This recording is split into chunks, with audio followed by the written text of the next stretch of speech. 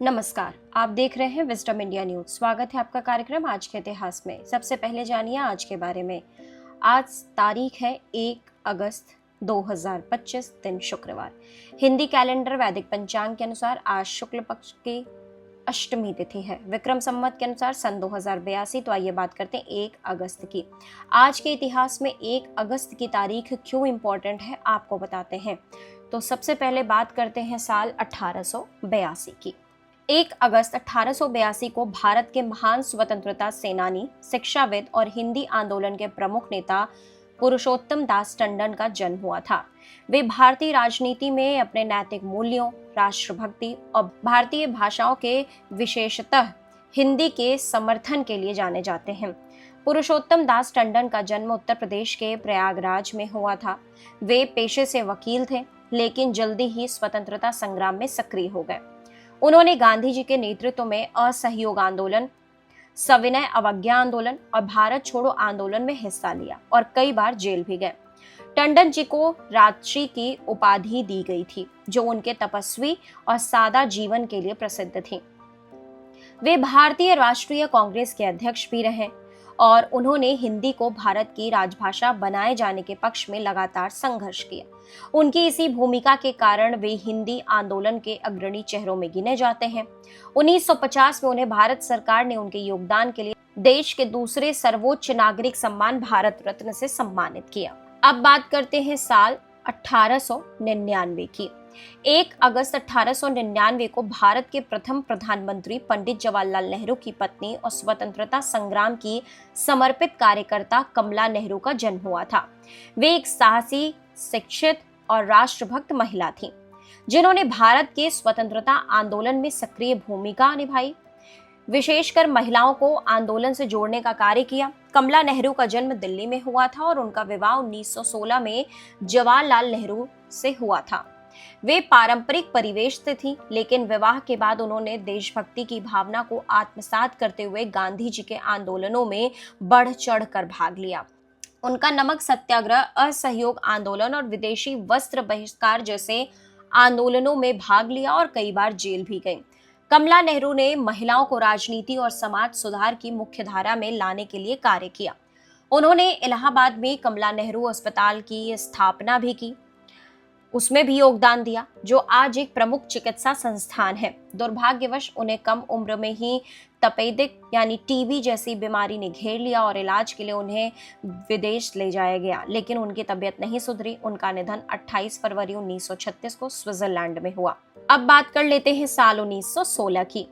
1 अगस्त 1916 को Annie Besant ने भारत में होम रूल लीग की शुरुआत की थी। यह घटना भारतीय स्वतंत्रता संग्राम के इतिहास में एक महत्वपूर्ण मोड़ मानी जाती है, क्योंकि इस आंदोलन ने भारत में स्वराज यानी स्वशासन की मांग को व्यापक जन समर्थन दिया।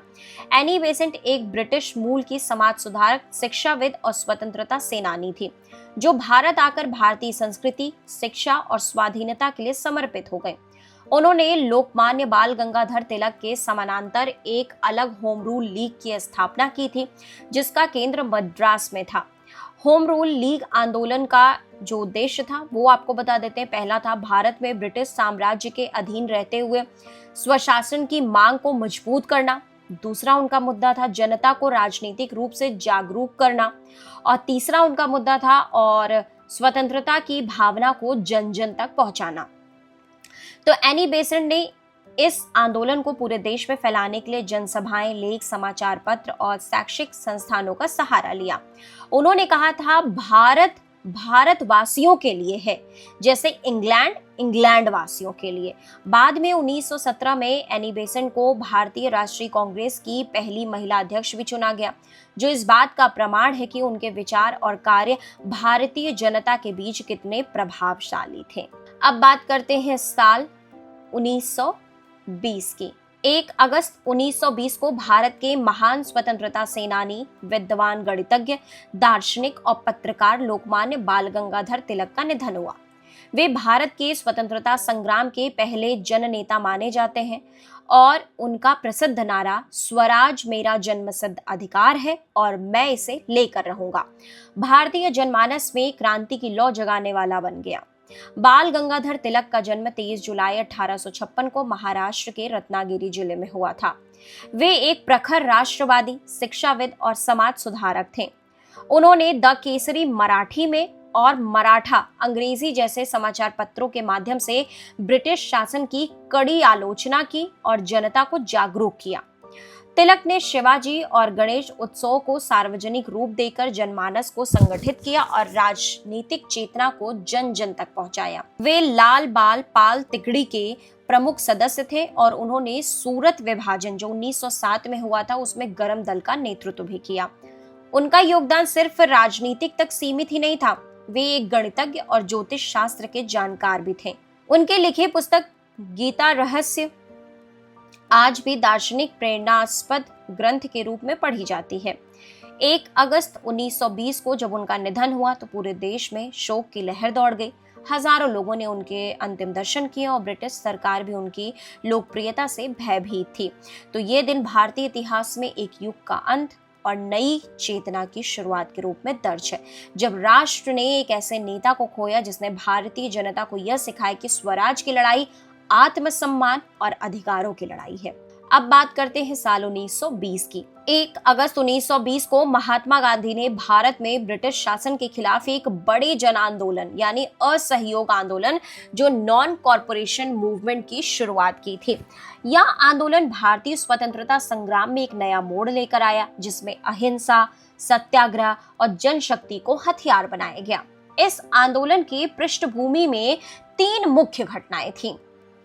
पहली थी 1919 का रॉलेट एक्ट, दूसरा है जलियांवाला बाग हत्याकांड जो 13 अप्रैल 1919 को हुआ था, और तीसरा था खिलाफत आंदोलन जो मुस्लिम समुदाय की धार्मिक भावनाओं से जुड़ा था।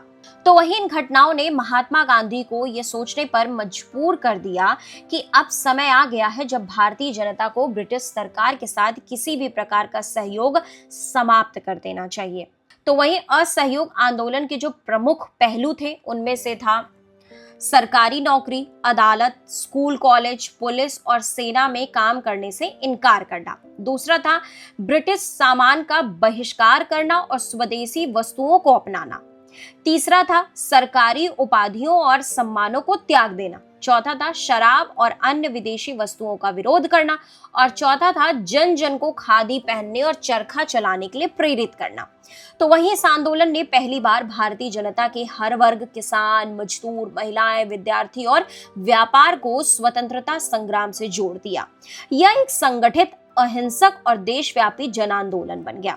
हालांकि 1922 में चौरी चौरा कांड में हिंसा के बाद गांधी जी ने यह आंदोलन स्थगित कर दिया, लेकिन इसका असर इतना गहरा था कि इसने भारत के स्वतंत्रता संघर्ष को जन आंदोलन में बदल दिया। तो वहीं 1 अगस्त 1920 का दिन भारतीय इतिहास में इसलिए अमर है क्योंकि इस दिन गांधी जी ने ब्रिटिश साम्राज्य की नींव हिला देने वाले असहयोग आंदोलन की शुरुआत की थी, जो आजादी की लड़ाई में जन जागरण और आत्मबल का प्रतीक बन गया। अब बात करते हैं साल 1932 की। 1 अगस्त 1932 को हिंदी सिनेमा की प्रसिद्ध और प्रतिभाशाली अभिनेत्री मीना कुमारी का जन्म हुआ था।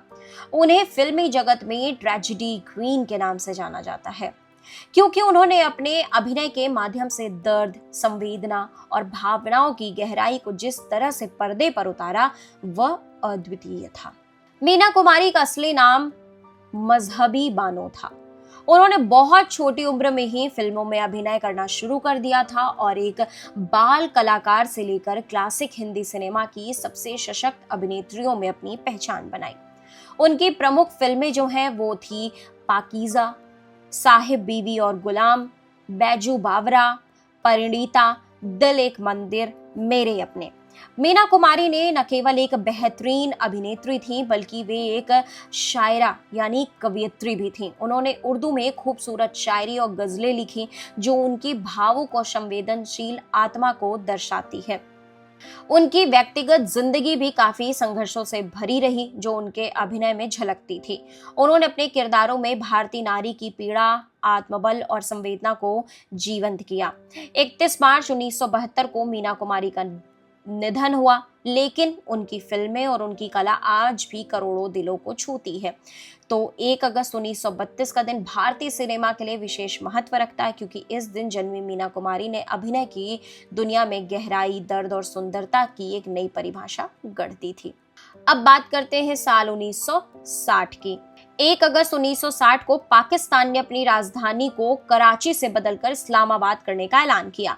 यह निर्णय प्रशासनिक, भौगोलिक और रणनीतिक कारणों से लिया गया था और यह पाकिस्तान के राजनीतिक इतिहास में एक महत्वपूर्ण मोड़ था।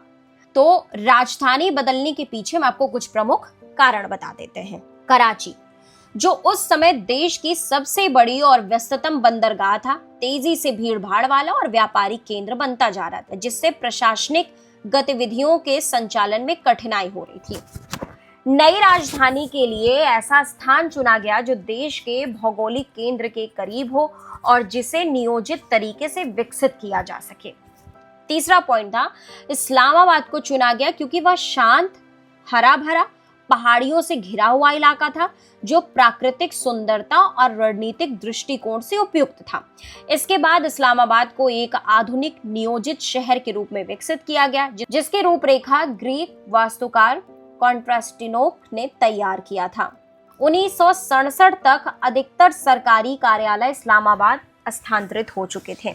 1 अगस्त 1960 का दिन पाकिस्तान के इतिहास में इसलिए ही अहम है क्योंकि इस दिन उसने एक नई राजनीति और प्रशासनिक पहचान की ओर कदम बढ़ाया और इस्लामाबाद को अपने नए राष्ट्रीय राजधानी शहर के रूप में चुना।